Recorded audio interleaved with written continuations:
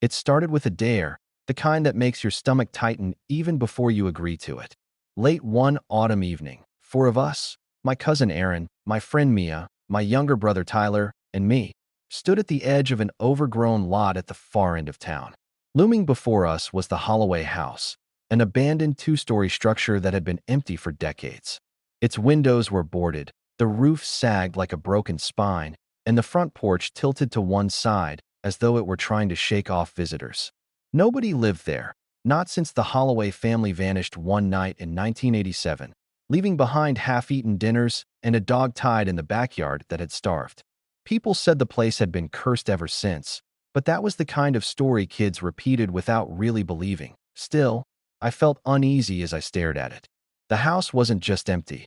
It seemed watchful, like it had a memory of who'd walked inside and who never came back out. The air around it smelled faintly of mildew and copper, damp but metallic, almost like blood. The lot was surrounded by tall grass and twisted trees, their branches black silhouettes against a dull gray sky. The house seemed to breathe with the shifting wind, creaks and groans echoing from within, though no one had stepped inside yet. I glanced at Aaron, who smirked and shoved me forward. "You first," he said. Inside, the air was colder, almost unnaturally so, as if the house had trapped decades of winter in its walls. Our flashlights cut thin beams through the darkness, landing on peeling wallpaper, broken picture frames, and furniture draped in moldy sheets. Dust floated like ash in the stillness, disturbed by every cautious step. Tyler whispered that he thought he saw something move near the staircase, but when we aimed our lights, there was nothing, just a railing split down the middle and shadows that clung too tightly to the corners. We laughed nervously, the sound bouncing hollow against the empty rooms, but it was the kind of laughter that cracked easily into silence that we moved deeper, passing through what must have been the dining room. A long wooden table, warped and buckled, still held a rusted candelabra. Plates and silverware were scattered across the floor, as if someone had dropped them mid-meal. One plate still had a hardened crust of food on it, decades old, but disturbingly intact. Mia bent closer, shining her light, and swore she saw a fresh bite taken out of it, as if someone had just eaten there. Aaron barked a laugh, claiming it was just rot, but none of us wanted to look too long. Something about the house felt frozen in time, not decayed the way it should have been after 35 years. That's when we heard it, the unmistakable sound of footsteps upstairs. Slow, heavy, deliberate. Each one pressed into the silence until it filled the room. We all froze, eyes darting upward toward the ceiling. Aaron's bravado slipped for a second, though he forced a grin and whispered, "Probably just raccoons." But we knew better. These weren't scurrying, scratching noises. These were human steps. They paused directly above us, in the very center of the ceiling, like whoever, or whatever, was up there knew exactly where we stood. The air felt like it collapsed in on itself, the silence after each step louder than the creaks themselves. Tyler's hand gripped mine so tightly his nails dug into my skin. And for the first time, I wished we had never come here. For a long moment, Claire stood frozen in the living room, staring at the staircase as if it were a throat about to swallow her whole. The whisper of her name still clung to the air, soft but undeniable, echoing in her chest. She told herself it must have been her imagination, a trick of rain and nerves. Yet her body knew better. Her arms prickled with goose flesh, her pulse beating so loud it almost drowned out the storm. She slowly backed away from the staircase until her knees brushed the coffee table. The flashlight's beam jittered across the warped wallpaper, over shelves lined with dust-caked trinkets, ceramic birds, a faded globe with continents chipped at the edges, a stack of brittle magazines curled from moisture. None of it matched the glossy online photos.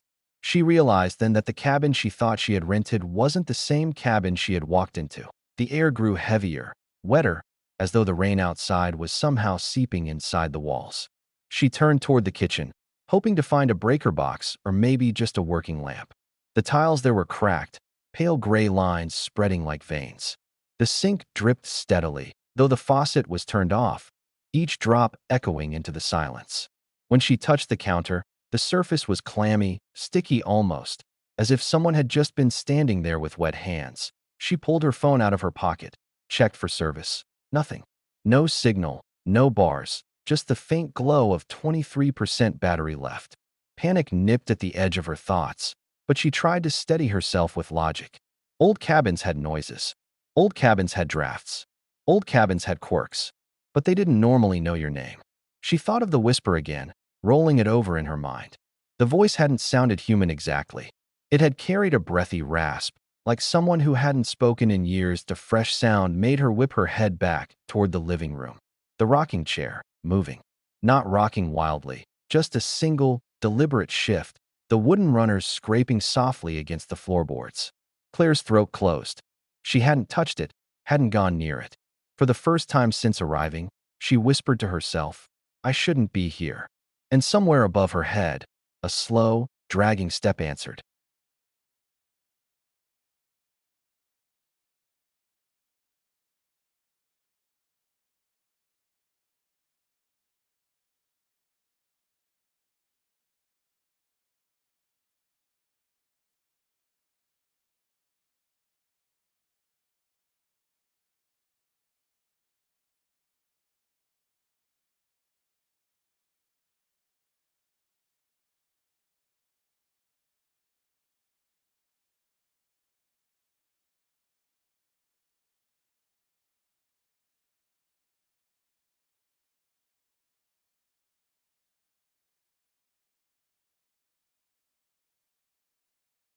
The hallway was a trap.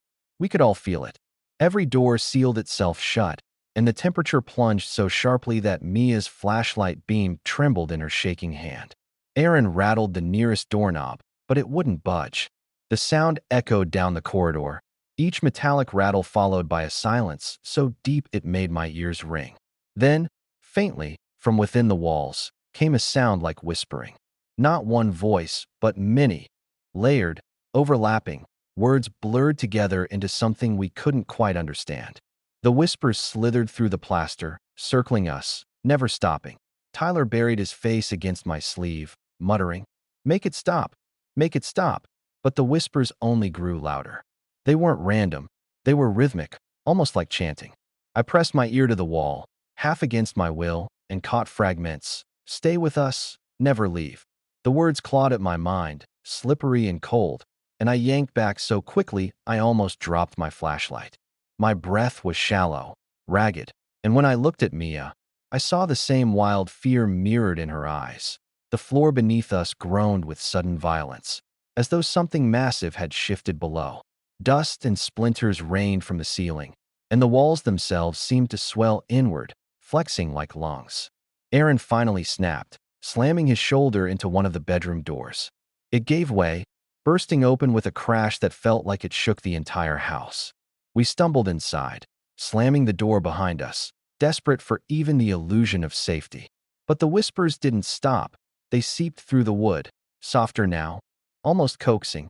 The room was strange. It looked like an office or study, with bookshelves sagging under the weight of moldy tomes and a desk coated in grime.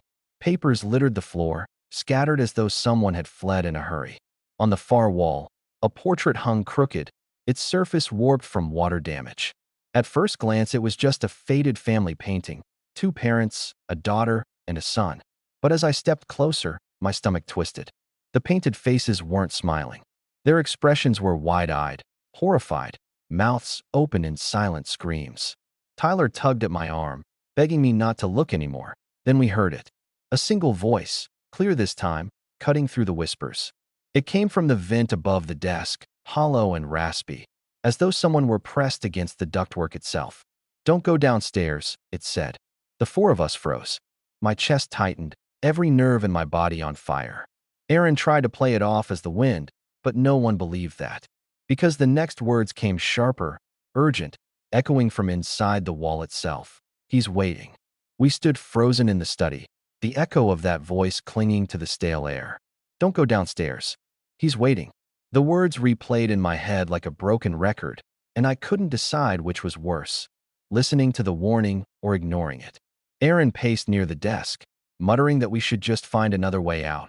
But every door and window we had passed so far had been either stuck, boarded, or sealed shut. Mia crouched near the papers on the floor, her hands shaking as she sifted through them, hoping for something. Anything. that might explain what was happening inside this house. She found it quickly. One of the documents was a newspaper clipping, yellowed with age but still legible. The headline read, "Local family missing. Police baffled by Holloway case." Underneath was a photo of the very portrait on the wall. The same faces, but alive, smiling, before everything had changed. The article described how the Holloways had been last seen at a neighborhood dinner, only to vanish the next night without a trace. Neighbors reported screams, lights flickering, and strange shadows moving in the windows. Police never found the family. The dog in the yard was the only body recovered, as Mia read. The voice in the vent grew louder, desperate, as though it could sense we were uncovering truths. "Don't trust him. He sees you," it hissed. Tyler began to cry softly, pressing his hands against his ears, but the sound cut through no matter what he did. Aaron, perhaps to drown it out, slammed the desk drawer open. Inside was a notebook, leather-bound, its cover etched with something that looked almost like claw marks. He flipped it open, and my stomach churned when I saw the handwriting. It was messy, frantic, written in all caps. "The house wants to keep US. It eats time. It eats US." Before we could process it, the temperature dropped again, so suddenly my teeth clattered. The air smelled sharp, metallic, and heavy, like a storm had rolled into the room. Then came a loud thud against the study door, rattling it in its frame. Another, then another. Something, or someone, was pounding to get in. The force shook the walls, sending dust and plaster falling like snow. Mia screamed, dropping the clipping, and Tyler scrambled to the far corner, sobbing.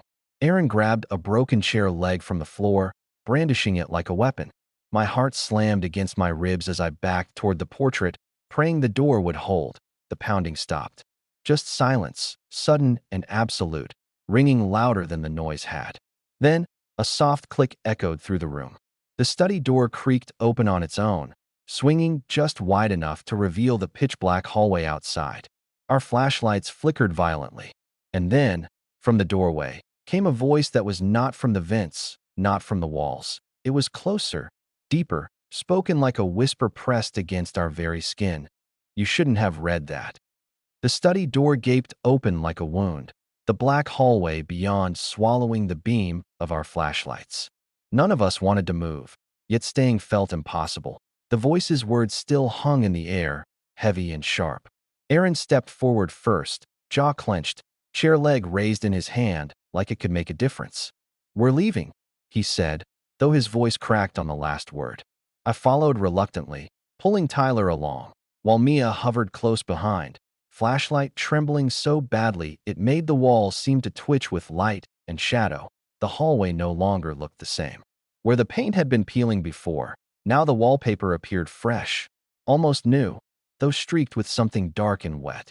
The floorboards seemed firmer, too, as if the house were shifting in time with our presence, choosing what to show us.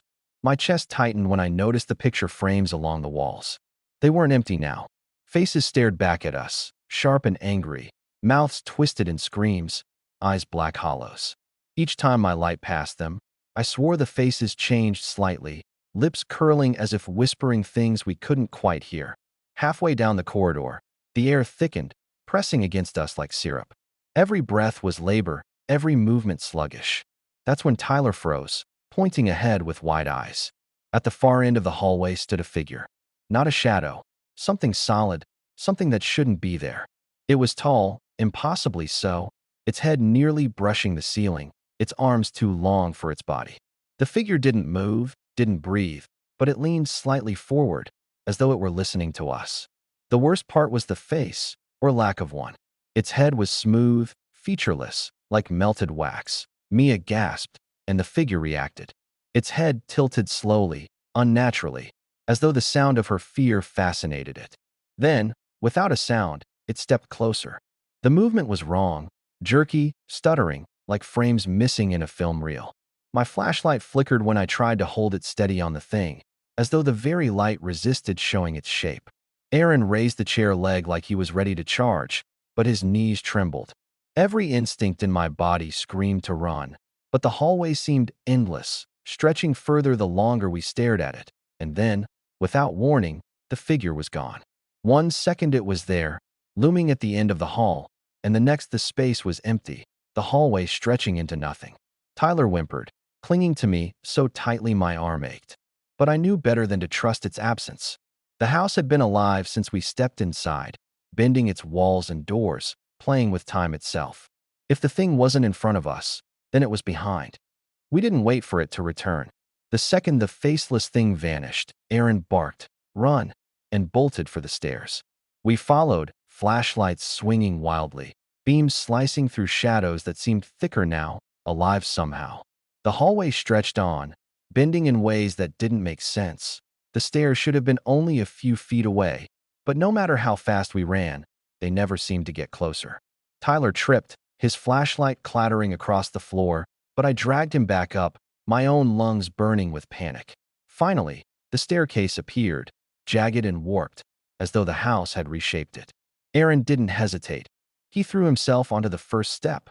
That's when the stairs split with a deafening crack, wooden planks splintering downward into a yawning darkness that didn't look like a basement or crawl space. It looked endless. The sound of the collapse roared around us, yet no dust rose, no debris fell into the pit. It was just a black void, swallowing everything that touched it. Aaron barely managed to leap back, landing hard on his side, gasping as if the house had tried to drag him down. That we huddled together, trapped on the upper floor, our exit torn away. Mia's voice cracked as she whispered, "It doesn't want us to leave." And she was right. The realization pressed down on me with a terrifying certainty. The walls around us creaked, but not like settling wood. It was rhythmic, deliberate, like something large shifting just out of sight. The house wasn't decaying. It was breathing. Desperate, Aaron shone his light back toward the hallway we'd fled. The faceless figure wasn't there anymore, but the portraits along the walls were. Only now, they weren't strangers' faces. They were ours. For painted visages, pale and hollow-eyed, mouths twisted open in terror, frozen mid-scream. Tyler whimpered and hid his face, but I couldn't look away. My painted eyes seemed to move, following me, as if the house had already decided where we belonged. The whispers returned then, rising from the walls, the ceiling, the floor, overlapping until they formed a single, pulsing chant. The words weren't English, not fully, but their meaning was clear. "You are ours." The air grew heavier, pressing down until my knees nearly buckled. In that moment, for the first time, I realized something horrible. We hadn't just stumbled into a haunted house. We had stepped inside something alive, something that wanted to keep us. And it wasn't going to let us go without a fight. We had no choice but to retreat from the broken stairs. The void where they'd been still yawned silently, swallowing even the beam of our flashlights.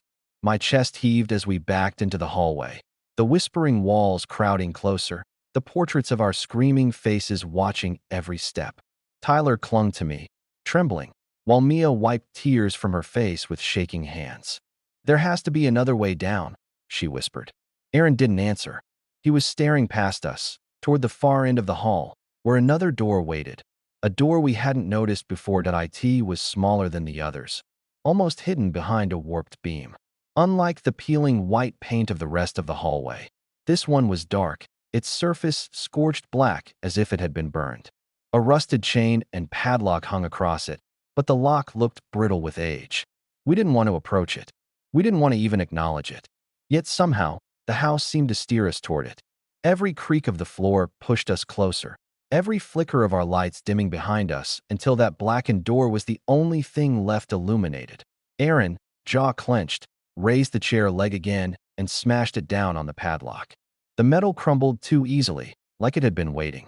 The chain fell, and the door swung open with a slow, agonizing groan.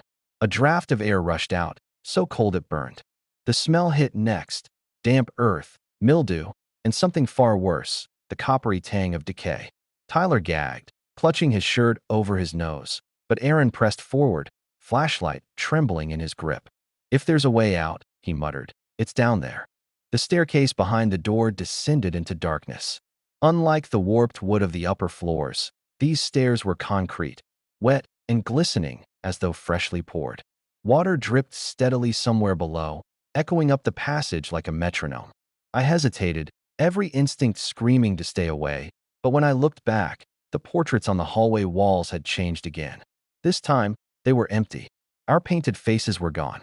It was like the house was waiting for us below, erasing the evidence before it claimed us fully. With no other choice, we began to descend. Each step down into the dark felt heavier than the last, like the house was pulling us deeper into its lungs. The air grew thicker, colder, until our breaths came out in white puffs. Tyler cried softly. Mia whispered prayers under her breath, and Aaron forced us onward with grim silence. As my foot touched the basement floor, the whispers from the walls above finally stopped. For the first time since we entered the Holloway house, there was silence. And that silence was worse than anything we'd heard before. The basement stretched wider than it had any right to. Our flashlights cut through the dark, beams reflecting off damp stone walls that glistened like they'd been sweating for decades. The air was different here, thicker, heavier, like stepping into a sealed tomb. Every sound we made echoed unnaturally, bouncing back in whispers that didn't belong to us. Tyler clung to my arm, his nails digging into my skin. Aaron kept his chair leg raised, but even his bravado was crumbling that we moved deeper, and that's when we saw them. Against the far wall stood 4 chairs, old wooden things bolted to the floor. Straps hung from the armrests and backs, cracked and brittle with age. But it wasn't the chairs themselves that froze us, it was what sat in them. For skeletons, dressed in the tattered remnants of clothes that looked eerily familiar from the newspaper photo upstairs. The Holloway family. Their bones were twisted, as if they'd struggled to break free, jaws locked open in eternal screams. Mia gagged, pressing her hand to her mouth, while Aaron muttered, "No, no way," but I couldn't stop staring. The bones weren't entirely still. They twitched, just slightly, but enough. A finger jerking, a skull shifting, and then the whispers began again, not from the walls this time, but from the hollow mouths of the skeletons themselves. Words rasped out in voices dry as dust. It keeps us all," Tyler broke, sobbing out loud, and the skeleton nearest us turned its skull toward him. The sound of cracking bone filled the basement as its jaw opened wider than humanly possible, a scream so high-pitched and shrill that it pierced the air. The other 3 joined, their bony throats vibrating with a chorus of agony that rattled the walls. Our flashlights flickered violently, shadows stretching long and jagged across the room. The sight was unbearable, like the family's suffering had never ended, trapped here for eternity, and now we were next. Aaron grabbed Mia's arm and shouted, "We're leaving." But even as he said it, the concrete stairs behind us shifted. I turned in time to see them melting into the wall, stone folding into itself until there was nothing left but solid rock. The Holloways screamed louder, rattling in their restraints, their empty eyes fixed on us. And in that moment, I understood with bone-deep certainty. The house didn't just trap them, it fed on them. And now, it was hungry for us. The screams of the Holloways filled every corner of the basement, shaking dust from the ceiling, vibrating through my teeth until I thought my skull might crack. Tyler covered his ears and wailed, but it didn't matter. The sound wasn't something you could block. It was inside us, thrumming in our bones. The light from my flashlight spasmed, cutting the room into violent flashes. The skeletons thrashing, Aaron dragging Mia toward the far wall, shadows writhing as though they belonged to something else entirely. Then the straps moved. Cracked leather slithered across the bony remains, tightening, reshaping. And suddenly, they weren't skeletons anymore. Flesh began to reform in patches. Translucent skin stretched over bone, muscles twitching like worms beneath it. Eyes, sunken and milky, rolled forward in sockets, staring directly at us. The Holloway family wasn't just trapped here. They were being remade, kept alive in cycles of death and rebirth. The house wasn't haunted. The house was the thing. It wore them. Aaron swung his chair leg, screaming, and smashed it into one of the things. The blow connected, but the creature didn't fall.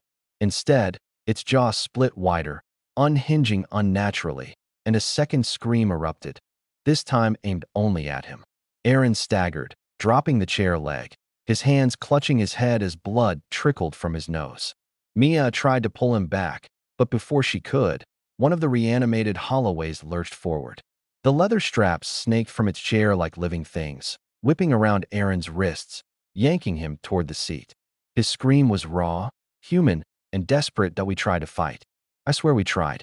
Tyler clung to me, sobbing, while Mia kicked and pulled, clawing at the straps, but they were too strong. Aaron was slammed into the chair, held down by restraints that tightened until his skin split.